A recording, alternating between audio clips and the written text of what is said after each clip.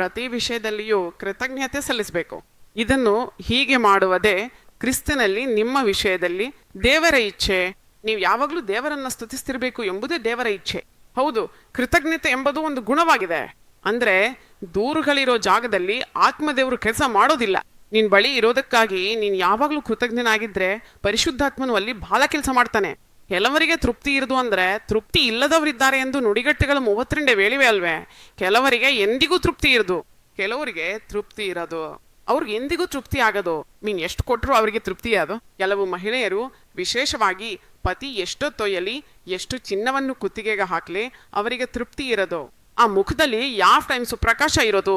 ಆದ್ರೆ ಏನೂ ಇಲ್ಲದೆ ಕುಡಿದು ಬಾಳುವ ಗಂಡಸರೊಂದಿಗೆ ಬದುಕ್ತಿರುವ ಕೆಲವು ಮಹಿಳೆಯರು, ಗಂಡನನ್ನ ಕಳೆದುಕೊಂಡ ಮಹಿಳೆಯರ ಮುಖದಲ್ಲಿರುವ ಪ್ರಕಾಶ ಇಲ್ಲಿ ಕಾಣಿಸೋದಿಲ್ಲ.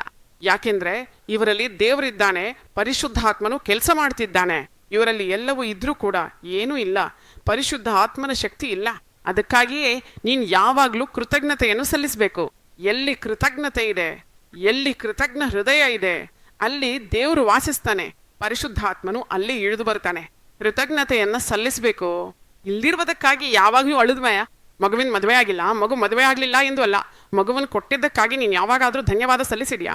ಮಗುವನ್ನು ಎಲ್ಲ ಅಂಗಾಂಗಗಳೊಂದಿಗೆ ಸುಂದರವಾಗಿ ಕೊಟ್ಟಿದ್ದಕ್ಕಾಗಿ ನೀನು ಧನ್ಯವಾದ ಸಲ್ಲಿಸಿದ್ಯಾ? ಮಗುವಿಗೆ ಕೊಟ್ಟ ಉದ್ಯೋಗಕ್ಕಾಗಿ ನೀನು ಯಾವಾಗಾದ್ರೂ ಧನ್ಯವಾದ ಸಲ್ಲಿಸಿದ್ಯಾ? ಮಗುವಿಗೆ ದೇವರು ಎಲ್ಲ ಆಶೀರ್ವಾದಗಳನ್ನು ಕೊಟ್ಟಿದ್ದಾನೆ.